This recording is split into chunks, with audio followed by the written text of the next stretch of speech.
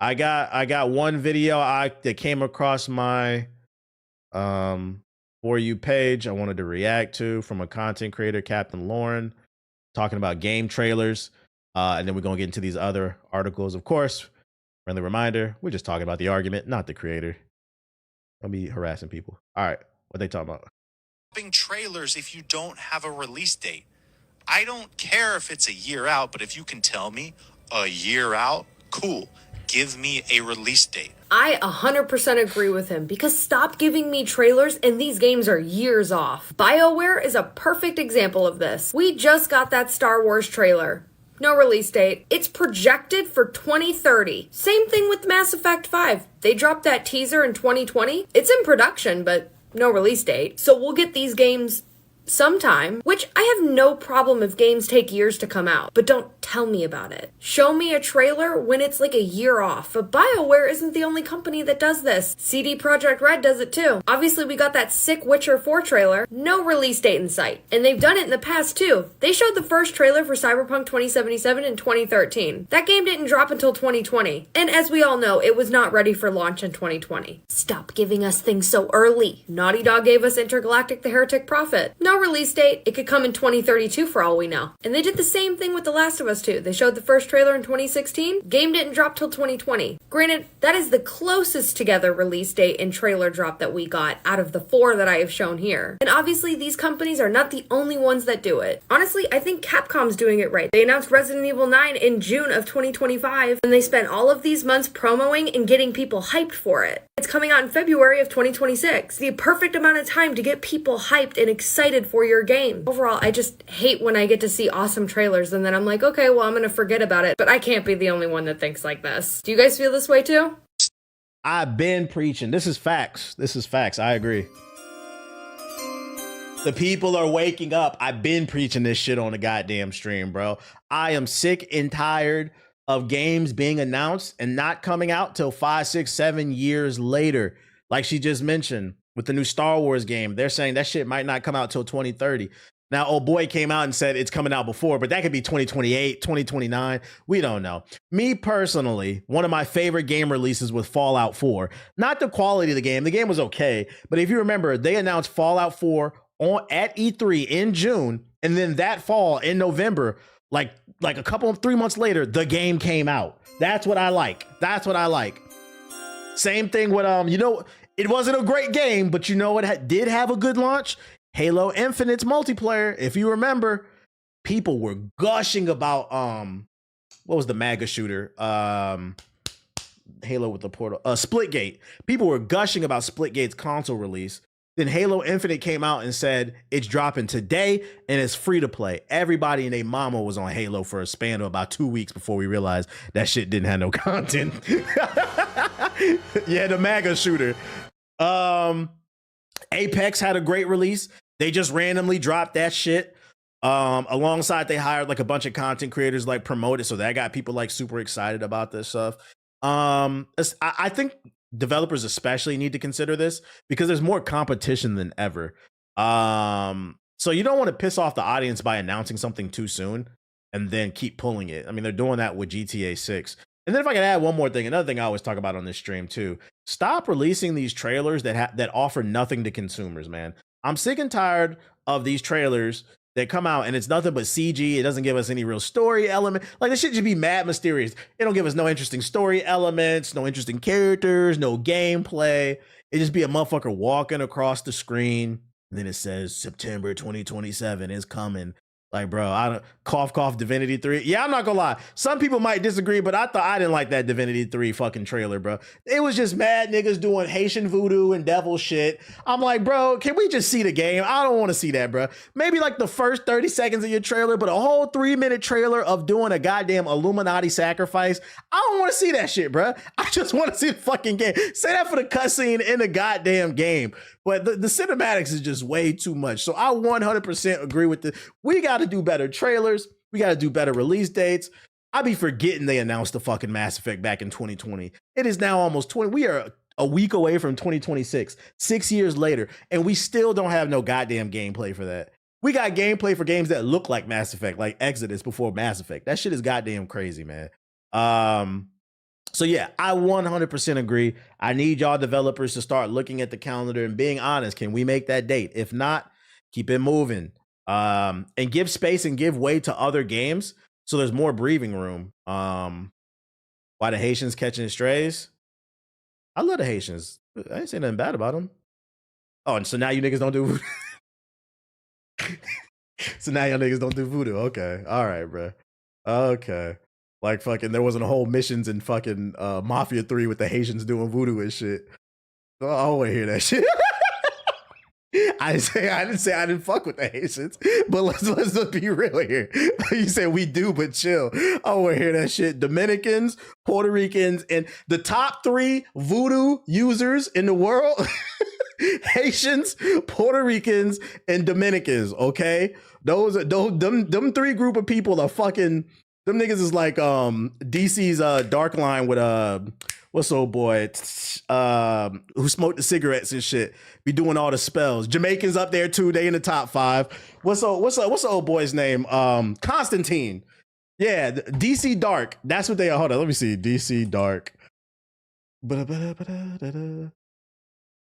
This shit gonna fucking load. Saints Row 2 mission, the Saints Row. Yeah, John Constantine. That's what they fucking are. And I don't want to hear that shit because people think I be making jokes. I know what the fuck I'm talking about. This y'all right here.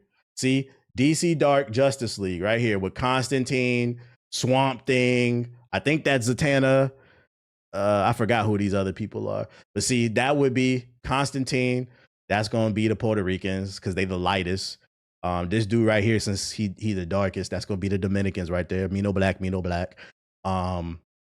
What's the name? You got a black man right here, like a light skin. That's gonna be the Haitians right there. They casting spells and whoever else the fuck these supposed to be. So you got the Dominicans, the Haitians, the Jamaicans, and the Puerto Ricans. And the only reason I know this shit, they are the top spell casters. If you ever want to form your own team and try to fight crime and shit like that, is because I used to date a Dominican woman. People think I be making jokes and shit like that.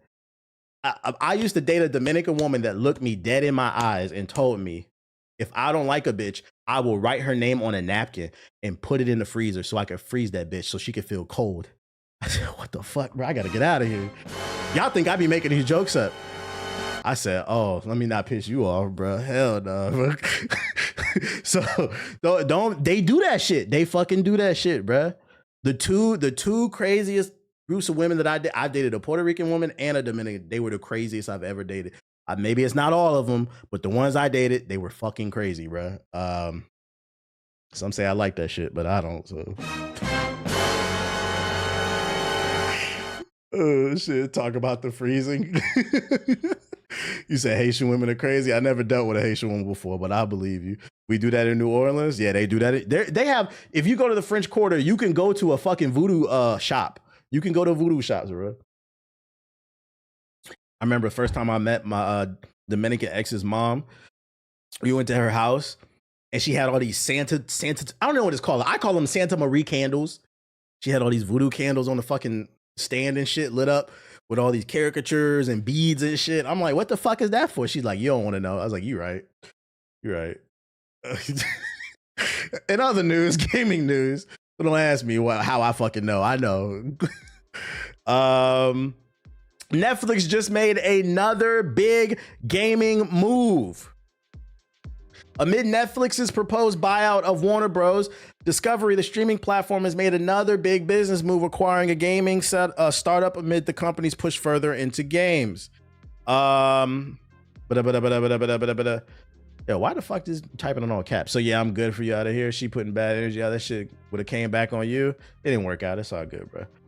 Netflix has paid an unspecified amount for Estonia's based Ready Player Me, a company that builds the technology used to create gaming assets that are available across different titles. Our vision has been to enable avatars and identities to travel across many games and virtual worlds. We've been on an independent path to make that vision a reality for a long time, and I'm now very excited for the Ready Player Me team to join Netflix to scale our tech and expertise to a global audience and contribute to exciting visions Netflix has for gaming. I hate to burst that bubble for you, Ready Player Me studio, but you're not scaling anything. You're scaling to iOS and when they make you make that Lego Batman port for fucking mobile. That's what you're gonna be doing. And listen, If at some point they prove me wrong and they start doing console and PC releases, then I'll apologize. But right now, the track record for Netflix games is dog shit, bruh. They said, we're super excited. To scale to what? To make fucking Orange is the New Black side-scrolling Metroidvania platformer. And Orange is the New Black, you got to play the mobile game. You got to play the white girl trying to escape from prison in a side-scrolling Metroidvania like fucking Ori and the Blind Forest. Don't nobody want to play that shit. They give her a shovel. She digging through the holes. She digging through the holes like fucking what's the name? Old boy from the Disney Channel and shit. I'm good off that. I love his book. Yeah, like who the fuck wants to play Elden Ring Love is Blind edition? Like who wants to play that shit, bruh? Yeah, Shia LaBeouf. I won't play that shit. Netflix confirmed to TechCrunch that the Ready Player Me team of 20 people will join Netflix, but only one of the executives, CTO Rainer Selvin, is shifting to Netflix. There continues to be many unknowns about the deal too, like when gaming avatars will come to Netflix or which titles will be supported. As a result of the buyout, Ready Player Me also announced it will close its own services on January 31st, 2026, and this includes the company's avatar making tool Player Zero. They're gonna do PS4 ports. I hope Netflix actually makes decent games. Did you hear about the actor from It Chapter 2? He offed himself? Nah, I don't keep up with the It news, but RIP. RIP. I did see that fake footage the DOJ uploaded of Epstein. I don't know if y'all saw that. In other news, stop stealing shit. And if you do steal shit, allegedly, keep it to yourself.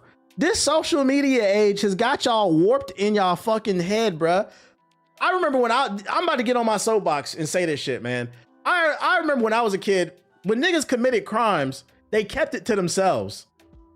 Now niggas commit crimes and then ask for customer service. Yeah, let's talk about it. Steam user asks developers to fix the game, but then gets blasted for pirating it. When you encounter an issue in a game, it's perfectly reasonable to go online and try to find a solution. The more detailed among us might even try pinging the creators of a product directly just to get an answer. But would you have the gall to talk to someone whose product you've stolen? Such appears to be the case of one bold Steam user who was posting up a storm on the Storefront's community page for The Furthest Frontier. Developed by Crate Entertainment, the same studio behind 2016's apocalyptic fantasy action game Grim Dawn, Farthest Frontier is a medieval city builder sim with survival elements. In addition to mechanics you'd expect from city builders, man, let's get to we get it, bro. We get it.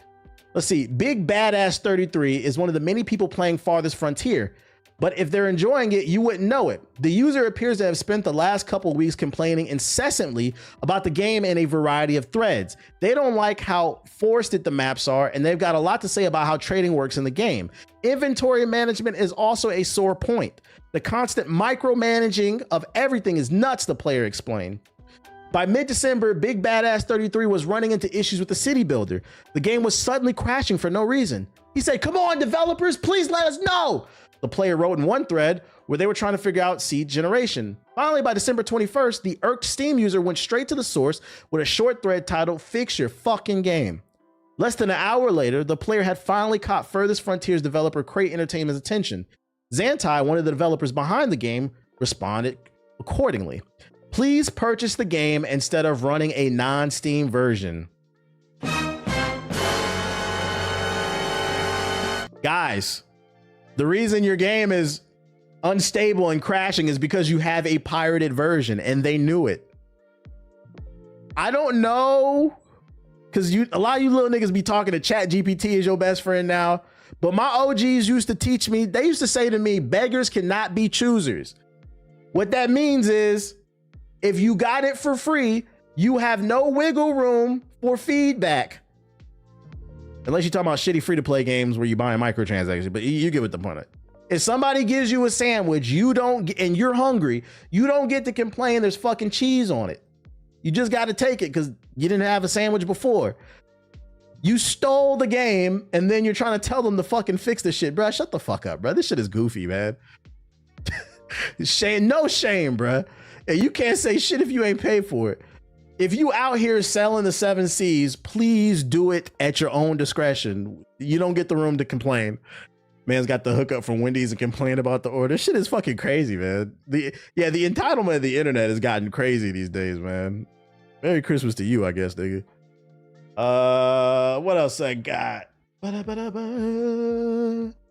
1 second. If you steal some weed, you can't complain it ain't gas. There's anything, bro.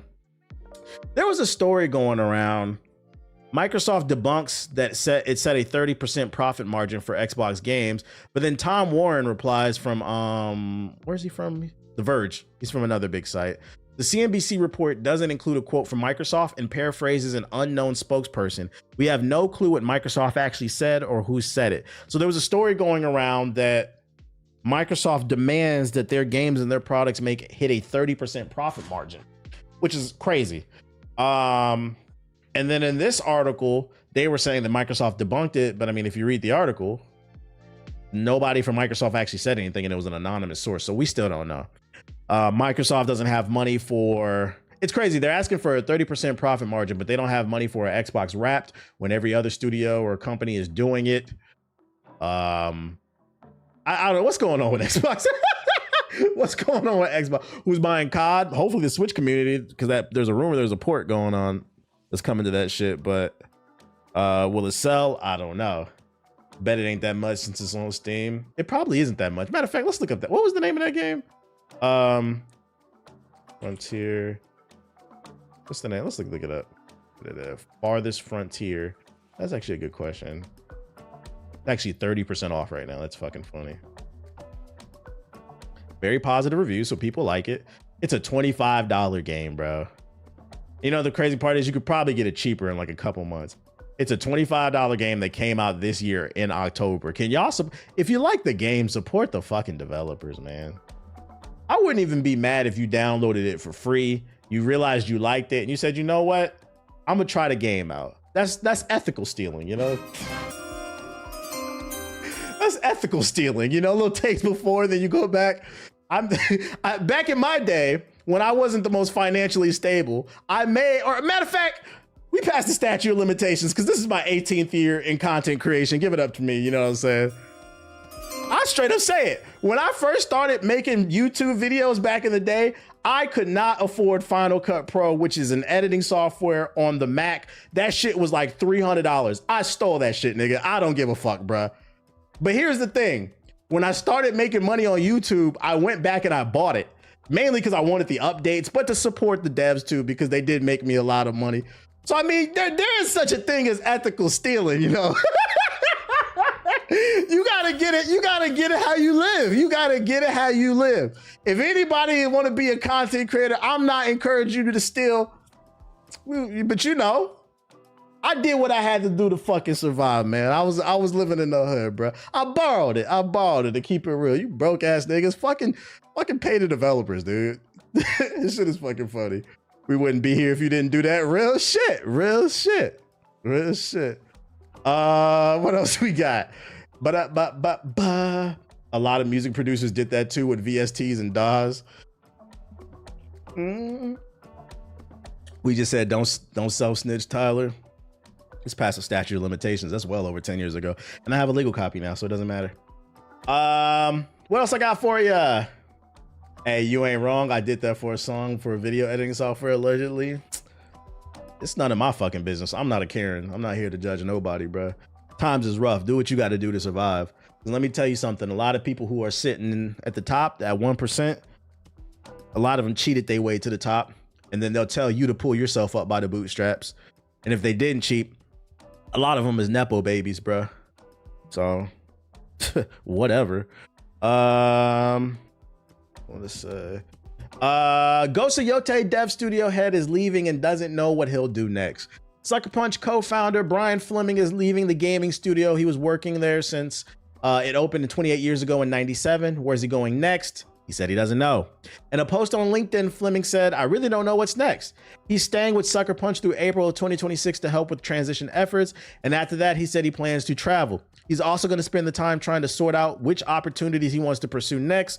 Fleming said he's considering a lot of different options for the future, including staying in games, moving to the wider technology space, getting into the entertainment business, and even working in advocacy in political areas. After 28 absolutely life-changing years at the helm of Sucker Punch, I decided it's time to shake up the snow globe, he said. Jason Connell, Ghost of Tsushima and Yote's co-director, and Adrian Bentley, the technical director, will take over as the co-studio's heads on January 1st. Nate Fox will continue his role as a co-creative director. Fleming said he's leaving Sucker Punch in the capable hands of the strongest leadership team we've ever had. They're all so capable and so ready for new challenges that I have nothing but confidence the studio will continue to flourish. So one of the founders of the studio is leaving. Shout out to him. He put in almost 30 years, dropped a lot of classic games. Go live your life, do whatever you want to do, man. Shout out to you. Shout out to you. Now, this could potentially turn into something really great, or it could turn into something really bad. Now that we got new leaders at Sucker Punch, maybe we could finally get a new Sly Cooper. Maybe we could finally get a new Infamous, maybe even a new IP. Or it could be a situation where they just keep milking the Ghost series and iterating on that. And I'm gonna be honest, after Ghost of Yote, I hope they don't make another Ghost. Ghost of Yote, they just didn't iterate enough to where I feel like it warrants a third game. If they never make another Ghost game again, I'm cool. I don't feel like there's enough meat on the bones there. So I hope they either lean into their catalog or they make something completely new. So I think that's what's exciting about new leadership. And it'll be interesting to see where they go next, especially because the last Sly Cooper 4 left off on a cliffhanger that never paid off. All that time traveling shit for no reason. And then also too, Brian Fleming, who knows? He said he might stay in gaming. Maybe he takes a couple years off and then comes back and makes a new studio. Who knows? We gonna see the Ghost of Okinawa, not a ghost of the what's the name? What's the military base in Japan? That should do that. The ghost of the U.S. military base, bro. Gonna be a nigga. Similar article I think you missed. Let me see. Less than a week after dropping a big new trailer at the Game Awards, Exodus Studios head James Olin has stepped down because he felt his work on the game was complete. Just 1 week after the new trailer of the upcoming Mass Effect-alike game Exodus was revealed at the Game Awards, Bloomberg reports the head of development at Archetype Entertainment has stepped down. The change comes as part of what appears to be a shakeup of gaming efforts at Hasbro, which has brought in industry veteran Paul Della Bitta to head up Wizards of the Coast Digital Ventures division. Della Bitta spent 10 years across 2 stints at Blizzard, as well as 2 years as general manager at Riot in North America. Most recently, he was the co-founder of Dreamhaven, the developer and publisher headed by former Blizzard co-founder Mike Moharmy? I don't know how to say that. But in the departure of Olin, that strikes me as the most notable development here, at least from a gamer's perspective. A 22-year BioWare veteran with lead design and director credits on everything from the original Baldur's Gate to Anthem, Olin took the wheel of a then unnamed new development studio at the Wizard of the Coast in 2019, Exodus. I mean, the game's already done, so I'm not going to say this is a yellow or a red flag. Let's see how the game turns out first. I will say, if the game turns out horrible, we will be referencing this article again because he'd be like, damn, maybe he stepped down for a reason. But for now, the game's already done. Who knows? Maybe they didn't see creative eye to eye going in the future after the first game was done and he decided to step down. We need classics, bring originality back. I got a better one for you. Not just bring originality back, but support originality. Because I actually argue there's a lot of originality. The problem is gaming has been infiltrated by people who look down on original shit. People see Silksong and they say that looks like a cool mass game. That shit's corny. Baldur's Gate 3, Dungeons and Dragons, that shit is lame. Elden Ring, ain't nobody playing that. Ain't nobody even heard of Expedition 33. How could a platformer like Astrobot win Game of the Year? It Takes Two, that's like some corny family shit. I could keep going on and on. I don't think creativity is the issue. I don't think creativity, Baldur's Gate 3 is a niche game. Shit sold 30 fucking, no, Elden Ring sold 30 million copies, but I think it sold like 20. I don't think creativity is the fucking problem, bro. I think we got too many too cool for school ass gamers out here who love to downput anything that's creative and outside of what they perceive to be normal, while also propping up their nostalgia, pretending like every video game in 2005 was the greatest thing ever. Man, in the PS2 era, we had so many great options. Yeah, you also had a lot of dog shit options too. We're just gonna act like the $5 bin at fucking GameStop didn't exist. And it was far more games in that bin than they were on the shelf, trust me. And nobody bought that shit. That's why a lot of it ends up in the dumpster. Matter of fact, there's so many fucking dog shit games from back in the day. There was a point on YouTube where GameStop dumpster diving was like a thing. I don't know if y'all remember this. There were like a couple YouTubers I would watch. They would wait till GameStop closed. They'd wait for people to throw shit in the dumpster. Then they would hop in the dumpster and see what they could find. Games were just not being bought because they were so fucking ass. So if you just hung out behind GameStop at the dumpster, you could get a lot of games for fucking free, bro. But people try to act like there were no bad games. Like, no, there were plenty of dog shit back then. What are you talking about? I remember that. Nostalgia is blinding, bro. People only tend to remember the good stuff. They don't remember the bad. It's like you got like a lot of Gen Z now who are reminiscing they're reminiscing for things that they'll never get to experience. Like you got a lot of Gen Z. Oh man, I wish I was born in the 80s. Yeah, there were a lot of great things about the 80s. The music, the movies. Also, you had Ronald Reagan crack. Like, but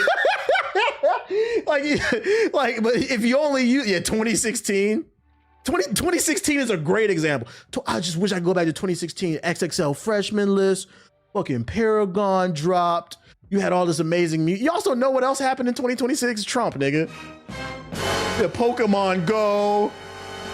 Nostalgia is a wild thing, bruh. I'm not saying any of that is bad. I'm just saying I don't think it was as good as y'all remember, bruh. Oh my goodness. You were just a fucking kid just romanticizing shit. I'd argue 2016 is the reason we're in the bullshit we're in right now. It wasn't that great of a year in my opinion. I don't know. Some of it feels like highlighting the negative. If 30 million people are buying a game, why pay attention to the naysayers? Well, people who like something, they're not on social media bitching about the shit. Also, I want you to understand, it doesn't bother me. It just makes great content. Half the world was on fire in 2016. I wish I could have lived through the crack epidemic. Like, yeah, like you don't got the Fenty problem. I found Prince of Persia in that bin. The Sands of Time? After originally being revealed in 2020, speaking of games that got announced a long time ago, Ark 2 has been delayed again till 2028. Goddamn, it's a time to officially put this in development hell. Ark 2 was the family edition was announced at the Game Awards ceremony back in 2020 with a trailer showing the Fast and Furious star Vin Diesel battling dinosaurs and tribal enemies. The game had originally been planned for a 2023 release date, but in April of 2023, developer Studio Wildcard announced that it had been pushed back to 2024, with the remaster of the first game called Ark Survival Ascend instead coming in late 20. Who asked for this? Now with the 2024 release window clearly come and gone, Studio Wildcard has announced that Ark 2 will release in 2028, 5 years after its original release window and 8 years after its Game Awards debut. Before then, the studio aimed to continue releasing new content for Ark Survival Ascend, including a major expansion called Legacy of Santiago, which is planned for the end of 2027. The game received its first major expansion, The Lost Colony, last week, and according to the studio's co-founder, Jeremy, it marks the start of a 2-year roadmap for the game. I'm not gonna read the rest of this. I'm not gonna lie, I don't care. I'm just letting for all 2 fans of Ark Survival, Ark Survival 2 is coming in 2028 for the PlayStation 6. That's when you can experience more family.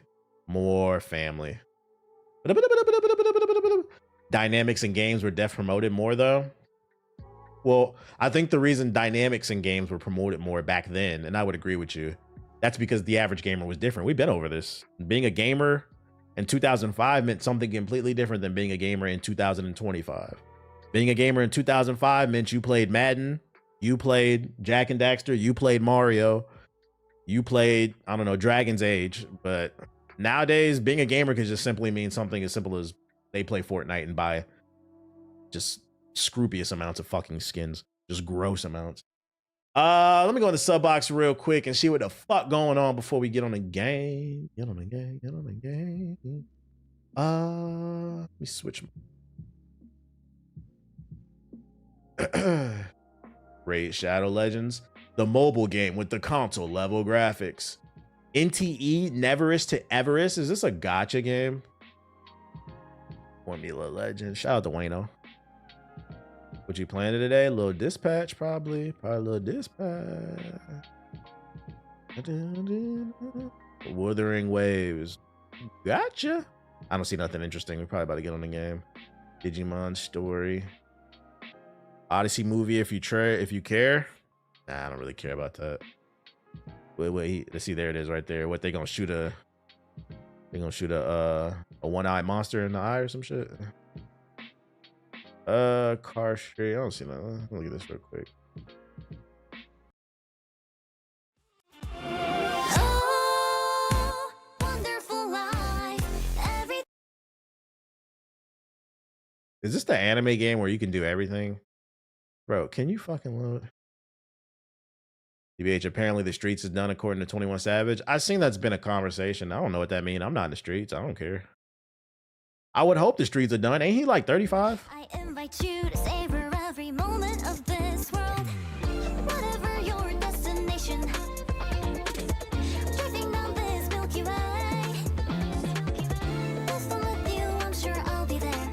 Yeah, I'm not playing the chat. Let's get on the game. Control Ultimate Edition is $3 in the store right now. True. One of those anime games. Do you like or play racing games? I like racing games, but I play them on occasion. Like, I'll buy a Forza every once in a while, but like, I don't feel the need to buy every one because I don't feel like they change enough from game to game. But every once in a while, I'll play one. But my favorite racing game, and I wish they would bring it back, was the Burnout series. But just started Baldur's Gate 3. This shit is epic. Shout out to you. A man of culture. Let me feed my puppy, and then we're gonna play Dispatch. I'll play like the first episode. Wipeout was good too. I liked Need for Speed. There's too many entries, but like I liked Need for Speed. What was the one where you had to kill the cops? That was my favorite Need for Speed. You remember you had to run them off the road and shit? I really enjoyed that mode. Yeah, Most Wanted. Yeah, I loved killing cops in that game.